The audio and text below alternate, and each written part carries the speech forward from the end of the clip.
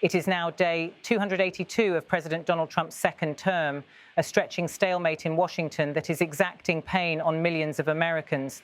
Today, the story centers on the federal food aid safety net, the role of House leadership, and the widening fault lines within the Republican majority that control both the White House and Congress.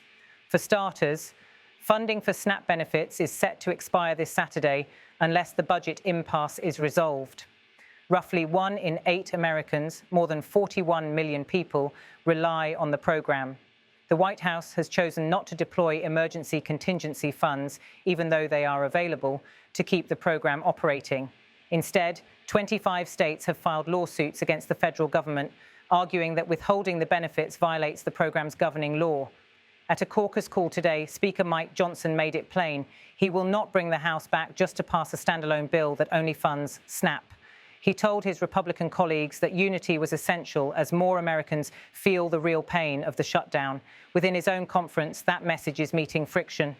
A group of Republicans publicly criticized Johnson for keeping the House in recess. The chamber has not held a legislative session since 19 September, more than a week before funding lapsed. And prominent hard-right backbenchers, notably Representative Marjorie Taylor Greene, took to social media to accuse the Speaker of failing to offer policy proposals, not just on SNAP, but also on the disappearing subsidies under the Affordable Care Act. Behind the scenes, the leadership's calculus is clear. By not voting on funding bills, the party hopes to increase pressure on Democrats to reopen the government. In effect, the White House and the House GOP are gambling that the public discomfort and fear of hunger will force a deal. But that bet largely ignores the looming human consequences. At the same time, the House Republicans remain in session recess, ostensibly working, according to the Speaker, but without a clear legislative output. Their principal output so far, calling on the Justice Department to investigate former President Biden's use of a presidential auto pen. The Speaker argued that pardons signed with the auto pen are invalid on their face, and a DOJ review has been confirmed. On the ground in the White House, the question of hunger among SNAP recipients appears as a statistical risk rather than a driving priority. One veteran correspondent noted he had not heard any administration official publicly express concern about Americans going hungry. Instead, the focus remains squarely on the politics and who will crack first.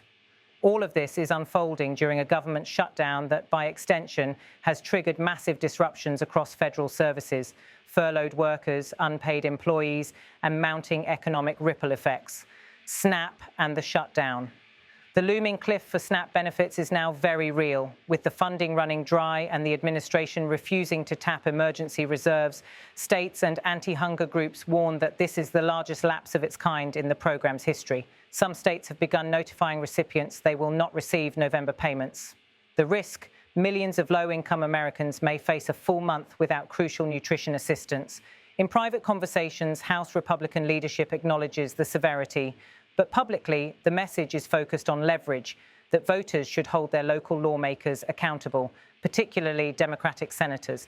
A key member of the Freedom Caucus bluntly asked, if you're a populist party for working-class Americans, shouldn't we ensure those Americans can afford food while we negotiate? The satellite tension surrounds why the military appears to be a funding priority while SNAP is not. Lawmakers asked why troops will get paid, but food aid will not. White House correspondents say the answer is political. Supporting the military remains a near-universal political safe point for the president, while aid to low-income households offers less electoral reward in the short term. The mechanism for how troop pay will be covered, even in shutdown, remains opaque. House leadership under strain. Speaker Johnson is navigating a narrow majority and a conference divided between pragmatic conservatives and hard-right insurgents. His re-election in January was razor-thin, 218 to 215. He now faces new pressure as some Republican members openly question why the chamber is not in session and accuse leadership of avoiding votes that might open pathways to investigate leadership decisions, such as the delayed seating of a new representative from Arizona. 41 million Americans depend on the food stamp program, and the optics of a party asserting it is working on investigations while the House remains idle are not lost on the public or local district offices. Some freshman Republicans are reporting constituent anger, town halls without attendances, silence in public forums, and video updates absent. The Speaker's tough talk about unity is meeting a growing counter-narrative. If you don't show up, you don't vote, you don't propose, you don't fund, what are you doing? Amid this, the horse trading over international beef imports rattled Senate Republicans from beef-producing states, creating a fresh distraction for House Republicans who are meant to be rallying around domestic priorities, investigations, autopen and pardons. In the background of the funding fight lies a highly politicized investigation. House Republicans have released a report alleging that President Biden used an autopen mechanism to sign pardons and that he may not have authorized all of them personally. They claim these pardons may be invalid on their face, and the Justice Department has reportedly begun a review.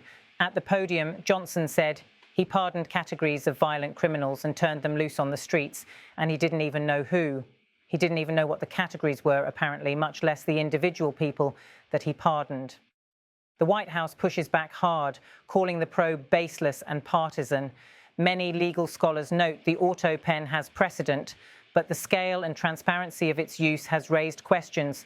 For Republicans, this is a way to shift the narrative away from domestic gridlock and toward their broader agenda of accountability and government reform. For Democrats, it is a distraction from the tangible consequences of the shutdown that are already manifesting in communities.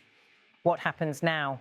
With only days until the SNAP payment cliff, the leadership faces a narrowing window. Unless Congress reconvenes and passes a bill or the administration deploys emergency funds, millions face a real hunger crisis. The House remains in recess, Republicans divided over strategy, and the public mood shifting from uncertainty to anxiety. States are filing lawsuits arguing that the USDA must continue benefit payments, even with the government shutdown, they say, because the law requires it. The courts could force the administration's hand. On the Hill, some House Republicans privately whisper that the strategy of pressure may no longer work if public polls begin to show collapsing support among low and moderate income voters. Fewer are willing to say so openly, but the dynamic is changing. For Speaker Johnson, the question looms: can he keep his conference together while avoiding public backlash and at the same time deliver results? Or will his choice to hold off on votes be seen as a failure of leadership? For the broader Republican majority, the test is immediate: deliver funding or bear the political cost. And for households across America, the stakes are very real. Will the government ensure the buffet lines are open, or will hunger become the collateral damage of political brinkmanship?